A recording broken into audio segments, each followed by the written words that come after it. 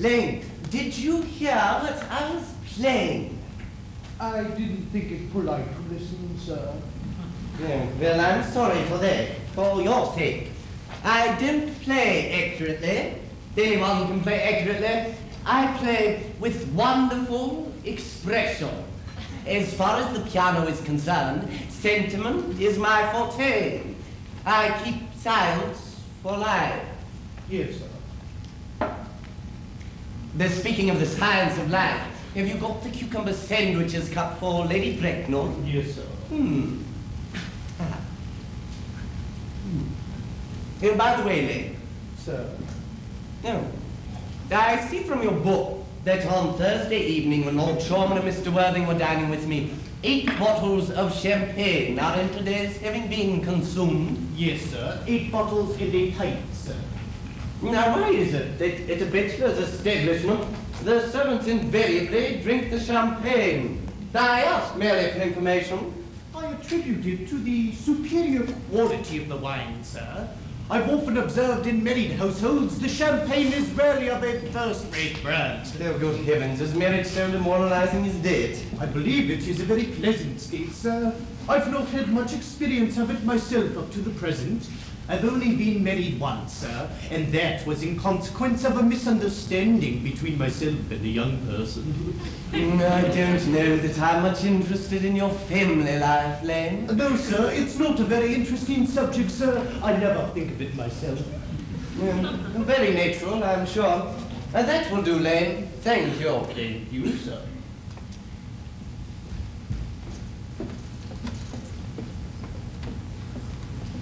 Lane's views on marriage seem somewhat lax.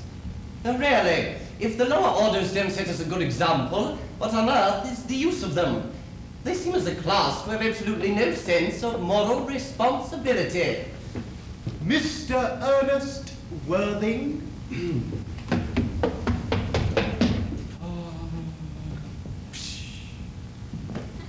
My dear Earnest? What brings you up to town? Oh, pleasure, pleasure. What else, Algy, should bring anyone anywhere? Eating as usual, I see, Algy. I believe it is customary in good society to enjoy some slight refreshment at 5 o'clock. Oh. Where have you been since last Thursday? In the country. Now, what on earth do you do there? When one is in town, one amuses oneself. When one is in the country, one amuses other people. It is excessively boring. Who are the people you amuse? Oh, neighbors. Got nice neighbors in your part of Shropshire? Perfectly horrid. Never speak to one of them. How immensely you must amuse them. By the way, Shropshire is your county, is it not? In Shropshire, yes, of course. Hello. Why all these cups? Why cucumber sandwiches? Why such reckless extravagance in one so young? Who's coming to tea? Merely Aunt Augusta and Gwendolyn. How perfectly delightful. This is all very well, but I'm afraid Aunt Augusta won't quite approve of your being here. May I ask why? Now, my dear fellow, the way you flirt with Gwendolyn is perfectly disgraceful. It's almost as bad as the way Gwendolyn flirts with you. Algy, I am in love with Gwendolyn. I have come up to town expressly to propose to her. I thought you'd come out for pleasure. I call that business. Oh. Algy, how utterly unromantic you are. No, I really don't see anything romantic in proposing. Now, it's very romantic to be in love, but there is nothing whatsoever romantic about a definite proposal. Why, one may be accepted. One usually is, I believe. Then the excitement is all over. The very essence of romance is uncertainty. If ever I get married, I'll certainly try to forget the fact. Yes, I have no doubt about that, dear Algy. The divorce court was specially invented for people whose memories are so curiously constituted. So there's no use speculating on that subject. Divorces are made in heaven. Oh, please, don't touch the cucumber sandwiches. They were ordered specially for Aunt Augusta. Oh, you've been eating them all the time. Now, that is quite a different matter. She is my aunt. They'll have some bread and butter. The bread and butter is for Gwendolyn. Gwendolyn is devoted to bread and butter. And very good bread and butter it is, too. Well, you need not eat it as if you were going to eat it all. You behave as if you're married to her already. You are not married to her, and I don't think you ever will be. Now, why on earth do you say that? Well, in the first place, girls never marry the men they flirt with. Girls don't think it right. Algy, that's nonsense. It isn't. It's a great truth. Counts the extraordinary number of bachelors one sees all over the place. In the second place, I don't give my consent. Your consent? Now, my dear fellow, Gwendolyn is my first cousin, and before I allow you to marry her, you will have to clear up the whole question of Cecily. Cecily? What on earth do you mean? What do you mean, Algy, by Cecily? I don't know anyone of the name of Cecily. Bring me that cigarette case Mr. Worthing left in the smoking room the last time he dined here. Yes, sir. Do you mean to say you've had my cigarette case? All this time? For goodness you'd let me know. I've been writing frantic letters to Scotland Yard about it, as they're nearly offering a large reward. Well, I wish you would offer one. I happen to be more than usually hard up. There's no sense offering a large reward now the thing is found. That is rather mean of you, Ernest, I must say. No. However, it makes no matter. For now that I look at the inscription inside, I find that the thing isn't yours after all. Of course it's mine. You've seen me with it 100 times. Algy, you've no right whatsoever to read what's written inside there. It's a very ungentlemanly thing to read a private cigarette case. Though it is absurd to have a hard and fast rule about what one should and shouldn't read. Why, more than half of modern culture depends on what one shouldn't read. Yes, I'm quite aware of the fact. I don't propose to discuss modern culture. It's not the sort of thing one should talk of in private. I simply want my cigarette case back. Yes, but this isn't your cigarette case. Well, this cigarette case is a present from someone by the name of Cecily. You said you didn't know anyone of that name. Well, if you want to know, Cecily happens to be my aunt. Your aunt? Yes. Charming old lady she is, too. Lives at Tunbridge Wells. Just give it back to me, Algy. Yes, but why does she call herself Little Cecily if she is your aunt and lives at Tunbridge Wells?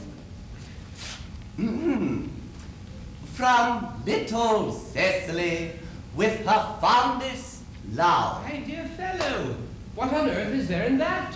Some aunts are tall, some aunts are not tall.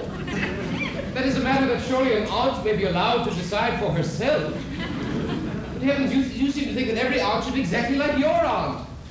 Oh, that's absurd. For heaven's sakes, Algy, give me back my cigarette case.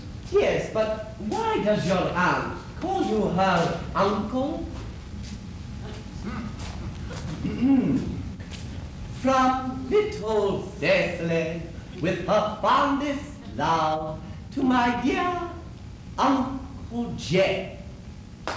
Now, there is no objection, I admit, to an aunt being a small aunt, but why an aunt, no matter what her size may be, should call her own nephew her uncle, I can't quite make out.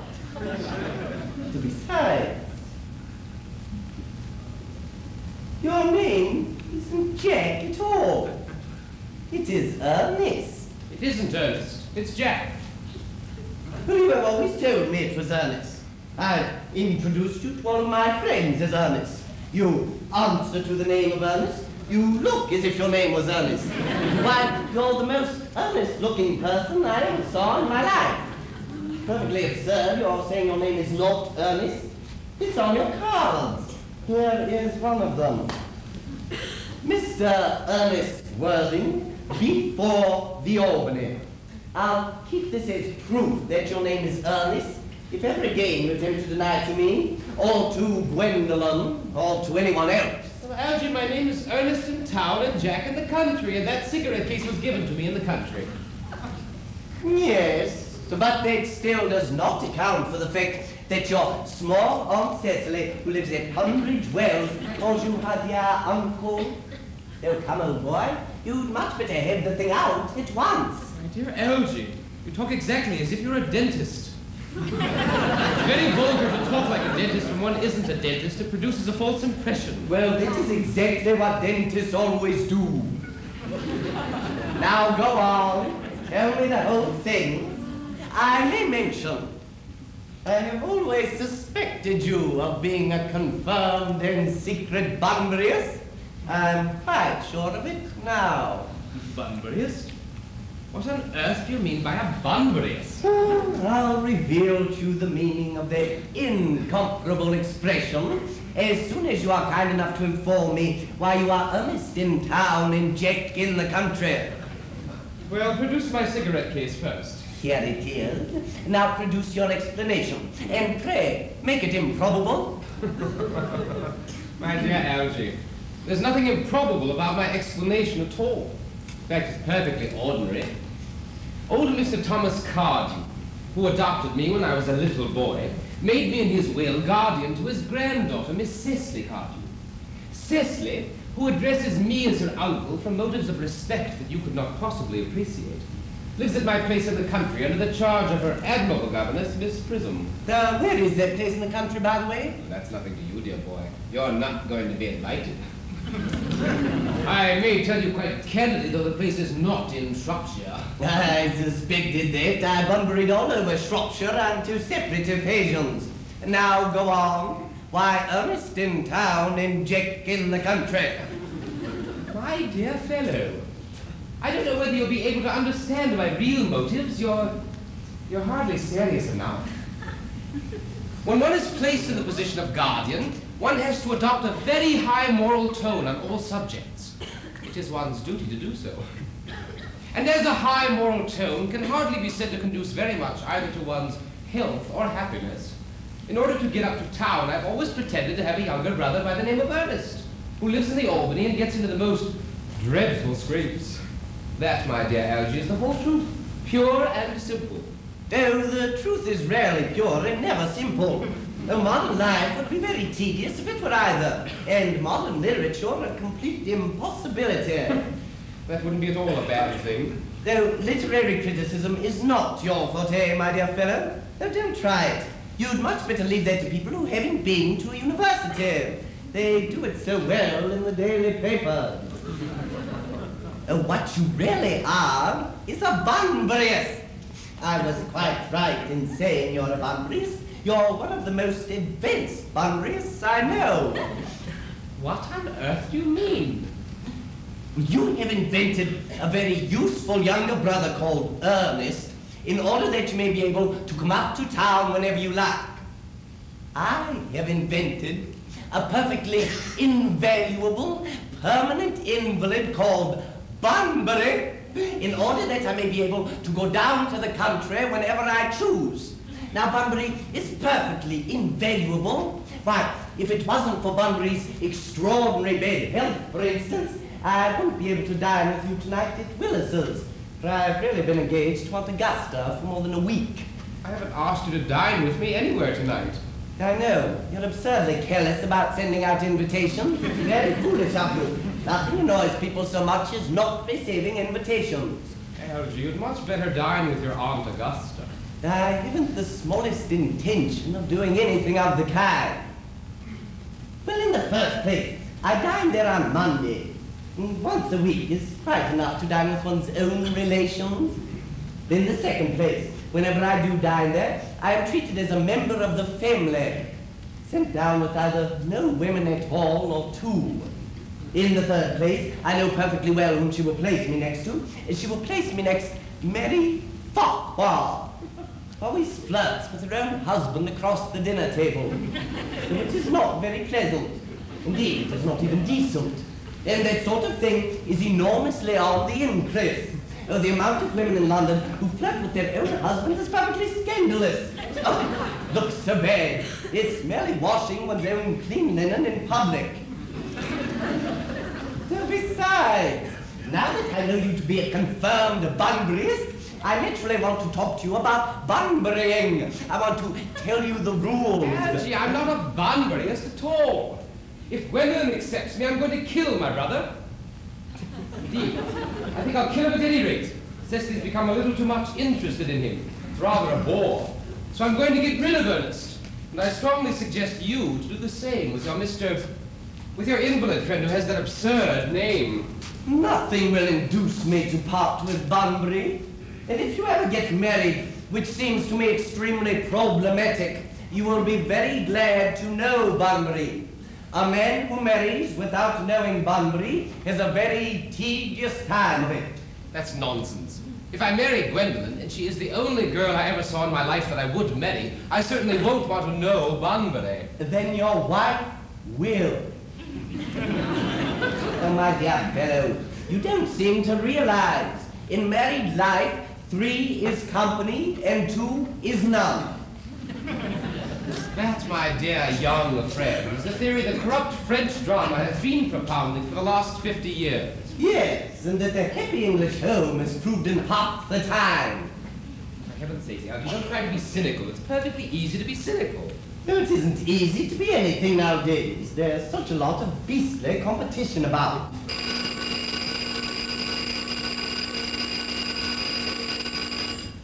Ah, that must be Aunt Augusta. Only relatives or creditors ever ring in that Wagnerian manner. Now, if I get her out of the way for 10 minutes, so that you can have an opportunity of proposing to Gwendolyn, may I dine with you tonight at Willis's? Well, I suppose so, if you want to.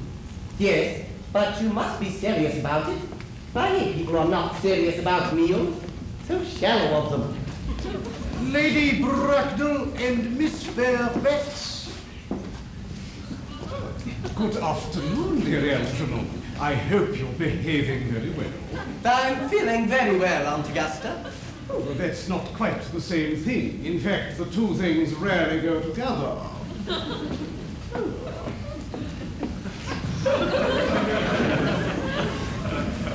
Dear me, you are smart. I'm always smart. Oh, am I not, Mr. Worthing? You're quite perfect, Miss Fairfax. Well, I hope I'm not that. It would leave no room for developments, and I intend to develop in many directions. I'm sorry if we're a little late, dear Algernon, but I was obliged to call on dear Lady Harbury. I hadn't been there since her poor husband's death. I never saw a woman so altered. She looks quite 20 years younger. And now I'll have a cup of tea and one of those nice cucumber sandwiches you promised me. Certainly, Aunt Augusta. Gwendolyn, won't you come over and sit here? Oh, thanks, Mamma. I'm quite comfortable where I am. To good heavens. Lane. Lane? Yes, sir. Why are there no cucumber sandwiches? I ordered them specially. There were no cucumbers in the market this morning, sir. I went down twice. No cucumbers? No, sir. Not even for ready money. Ah, that will do then. Thank you. Thank you, sir. I'm greatly distressed, Aunt Augusta, about there being no cucumbers, not even for ready money. Yes, well, it really makes no matter, Algernon. I had some crumpets with Lady Harbury, who seems to me to be living entirely for pleasure now. Yes, I hear her hair has turned quite gold from green. Well, it certainly has changed its color. From what cause, I, of course, cannot say. Thank you. I've quite a treat for you tonight, Algernon. I'm going to send you down with Mary Farquhar. She's such a nice woman and so attentive to her husband. It's delightful to watch them. Well, I'm afraid, Aunt Augusta, I shall have to give up the pleasure of dining with you tonight after all. Well, I certainly hope not, Algernon. It would put my table completely out. Your uncle would have to dine upstairs. Fortunately, he is accustomed to that. Well, it is a great bore, and I need hardly say a terrible disappointment, but I've just had a telegram to say that my poor friend Bunbury is dreadfully ill again. They seem to think I shall be with him. It is very strange. This Mr. Bunbury seems to suffer from curiously bad health. Yes, poor Bunbury is a dreadful invalid. Well, I must say, Algernon, that I think it is high time that Mr. Bunbury made up his mind whether he was going to live or to die. This shilly-shallying with the question is absurd, nor do I in any way approve of the modern sympathy with invalids. I consider it morbid. Illness of any kind is hardly a thing to be encouraged in others. Health is the primary duty of life. I'm always telling that to your poor uncle, but he never seems to take much notice. As far as any improvement in his ailment goes, I should be much obliged, Algernon, if you would ask Mr. Bunbury from me to be kind enough not to have a relapse on Saturday. For I rely on you to arrange my music for me. It is my last reception, and one wants something that will encourage conversation, particularly at the end of the season, when everyone has practically said whatever they have to say, which in most cases was probably not much. Well, I'll speak to Bunbury, Aunt Augusta, if he is still conscious, and I think I can promise you he'll be all right by Saturday. And now the music is a great difficulty. You see, if one plays good music, people don't listen. And if one plays bad music, people don't talk. But I'll run over the program I've drawn out for you, if you'll kindly step into the next room for a moment. Thank you, Algernon. It is very thoughtful of you. I'm sure the program will be delightful after a few expurgations. French songs I cannot possibly allow. People always seem to think that they are improper. And either look shocked, which is vulgar, or laugh, which is worse. But German sounds a thoroughly respectable language, and indeed, I believe, is so.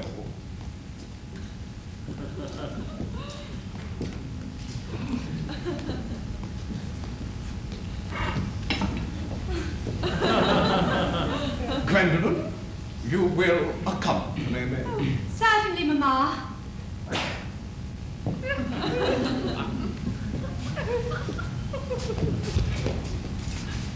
Charming day it has been, Miss Fairfax. Pray don't talk to me about the weather, Mr. Worthing. Whenever people talk to me about the weather, I always feel quite certain that they mean something else. And it makes me so nervous. I do mean something else. Oh, well, I thought so. In fact, I'm never wrong. I would like to be allowed to take advantage of Lady Bracknell's temporary absence. Well, I certainly would advise you to do so. Mamma has a way of coming back suddenly into a room that I've often had to speak to her about. Miss Fairfax? Yes. Ever since I've met you, I've admired you more than any girl I've ever met since I met you. Well, I'm quite well aware of the fact, Mr. Worthing, and I'd often wish that, in public at any rate, you had been more demonstrative. Well, for me, you hold an irresistible fascination. Why, even before I met you, I was far from indifferent to you.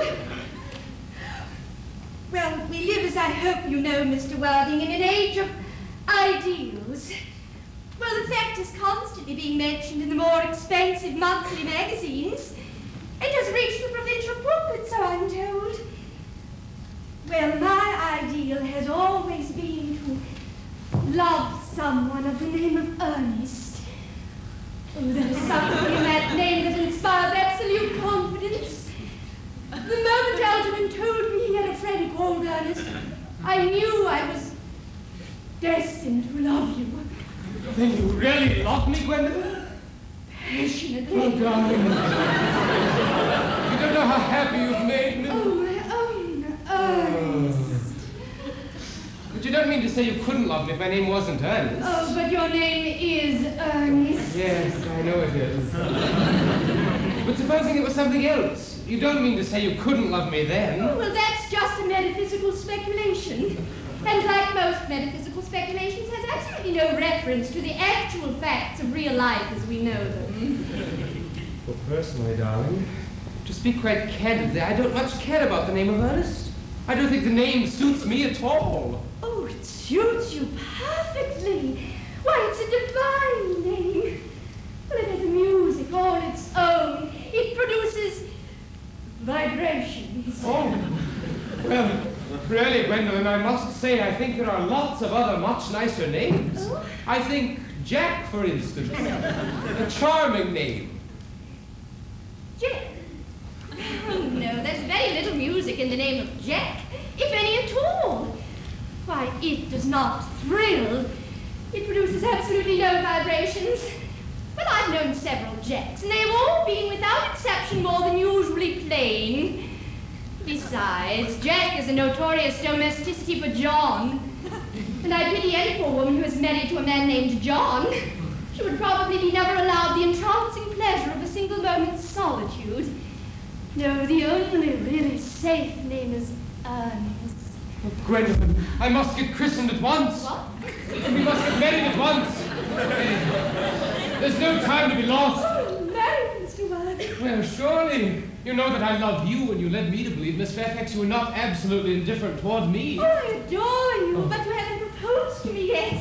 Why, nothing at all has been said about the marriage. The subject has not even been touched on. May I propose to you now? Oh, I think it would be an admirable opportunity. And to save you any possible disappointment, I feel it is only quite fair to tell you frankly beforehand, Mr. Wilde, that I'm fully determined to accept you. Gwendolyn. Yes, Mr. Wilde. What have you to say to me? You know what I have to say to you. Yes, but you don't say it. Gwendolyn, will you marry me? Oh, of course, my darling. Oh, how long you have been about it.